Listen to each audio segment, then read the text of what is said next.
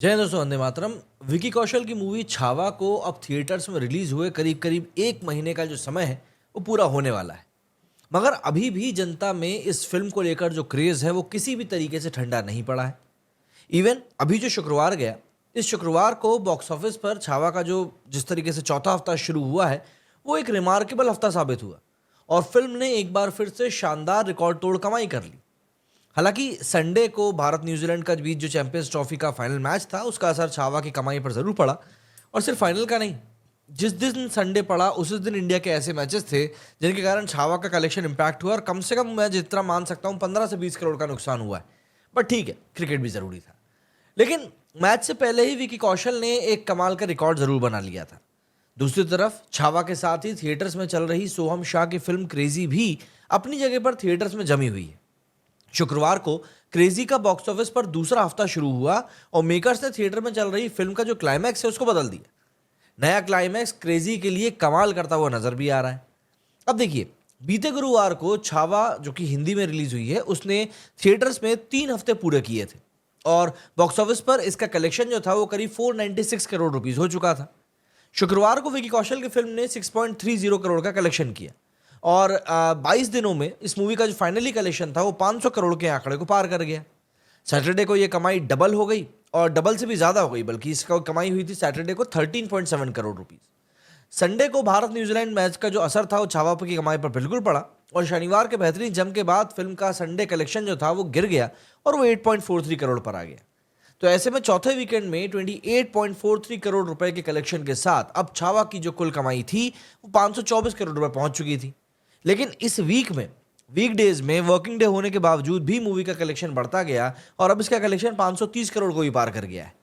इस वीकेंड की कमाई के साथ छावा ने एनिमल और बाहुबली 2 जैसी फिल्मों को पीछे छोड़ दिया है और अब ये छठी बॉलीवुड फिल्म बन चुकी है जिसने बॉक्स ऑफिस पर 500 करोड़ रुपए का आंकड़ा पार किया।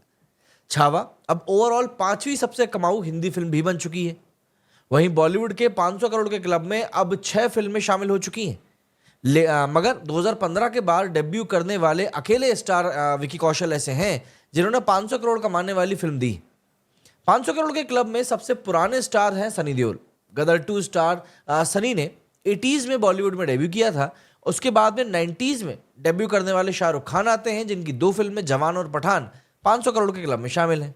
वहीं एनिमल स्टार रणबीर कपूर ने 2007 में अपना डेब्यू किया था और 2023 में वो 500 करोड़ के क्लब में अपनी एंट्री कर चुके थे। तो ऐसे अब तक की अगर बात करें तो 500 करोड़ के क्लब में एंट्री करने वाली सबसे लेटेस्ट स्टार 2010 में आए राजकुमार राव थे और श्रद्धा कपूर थी, जिनकी फिल्म स्त्री 2 ने 627 करोड़ रुपए कमाए थे। सबसे कमाऊ बॉलीवुड फिल्म है अभी तक की, अब 2015 की अगर हम लोग बात करें तो मसान से डेब्यू करने वाले विकी कौशल 500 करोड़ के क्लब में सबसे यंग स्टार बन चुके हैं। बॉलीवुड करियर ही नहीं बल्कि उम्र के मामले में भी 36 साल जो उनकी एज है, विकी इस क्लब के स्टार्स में सबसे यंग है।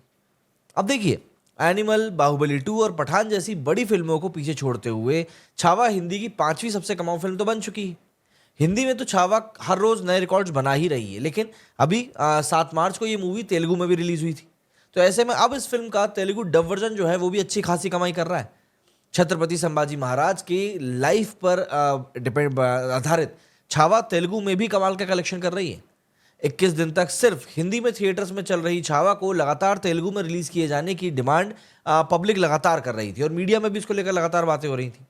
छावा दरअसल जिस तरह के एक्शन से बनी हुई फिल्म है और जिस तरह की एक्टिंग उसमें दिखाई गई है वो साउथ में काफ़ी ज़्यादा पसंद की जाती है।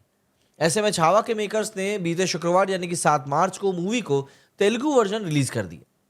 ऑडियंस से छावा तेलुगु को एक दमदार रिस्पांस भी मिल रहा है। इसका सबूत सीधे तौर पर बॉक्स ऑफिस कलेक्शन के तौर पर हमको देखने को मिल ही रहा है। छावा जो कि तेलुगु में रिलीज हुई थी उसने पहले दिन बॉक्स ऑफिस पर 2.63 करोड़ का कलेक्शन किया था।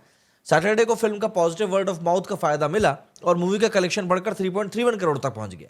लेकिन फिर वही संडे को भारत और न्यूजीलैंड के क्रिकेट मैच का थोड़ा बहुत नुकसान छावा को उठाना पड़ा और तीसरे दिन इसका कलेक्शन 2.22 करोड़ ही रहा। छावा तेलुगु ने पहले वीकेंड में करीब 8.16 करोड़ का कलेक्शन किया है, जो अपने आप में काफ़ी सॉलिड है। सॉलिड क्यों है? क्योंकि शाहरुख खान की कमबैक फिल्म पठान जब तेलुगु में रिलीज हुई थी तब उसने पहले वीकेंड में सिर्फ 6.85 करोड़ का कलेक्शन किया था, जबकि पठान बुधवार के दिन रिलीज हुई थी और उसको वीकेंड कलेक्शन में करीब 5 दिन का समय मिला था। तेलुगु में रिलीज हुई बॉलीवुड स्टार्स की फिल्मों की और बात करूं तो रणबीर कपूर की एनिमल ने पहले वीकेंड में करीब 23 करोड़ से ज्यादा का कलेक्शन करके निकाला था। इस फिल्म को तेलुगु डायरेक्टर संदीप रेड्डी वांगा की फिल्म होने का भी एक बहुत बड़ा फायदा मिला था साउथ में। वहीं रणबीर की ही ब्रह्मास्त्र ने तेलुगु वर्जन के से पहले वीकेंड पर करीब 10.5 करोड़ का कलेक्शन निकाला था। वहीं शाहरुख खान की जवान का तेलुगु में पहले वीकेंड का कलेक्शन 14.3 करोड़ का कलेक्शन रहा था। वहीं थर्सडे को रिलीज होने की वजह से इसमें 4 दिन की कमाई भी शामिल थी।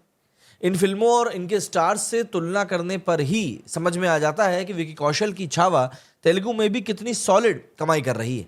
ऊपर से यंग स्टार विकी कौशल को एक फायदा और भी हो रहा है कि उनके रीजनल फैंस जो हैं वो काफ़ी ज़्यादा बढ़ते जा रहे हैं, जिसका फायदा उनकी आने वाली फिल्मों में उनको ज़रूर तौर पर मिलेगा। अब देखिए, मूवी की अगर हम लोग करंट पोजीशन की बात करें तो मूवी 800 करोड़ के वर्ल्ड वाइड कलेक्शन की तरफ बढ़ चुकी है। देखिए, 800 करोड़ का कलेक्शन करना अपने आप में ही एक बहुत बड़ी बात है, और वो भी तब जबकि आप बॉलीवुड से आ रहे हैं, क्योंकि बॉलीवुड अक्सर ऐसी मूवीज दे नहीं पाता है जो मूवीज इस तरीके के बॉक्स ऑफिस लेवल पर जाकर इस तरह की कमाई कर सकें।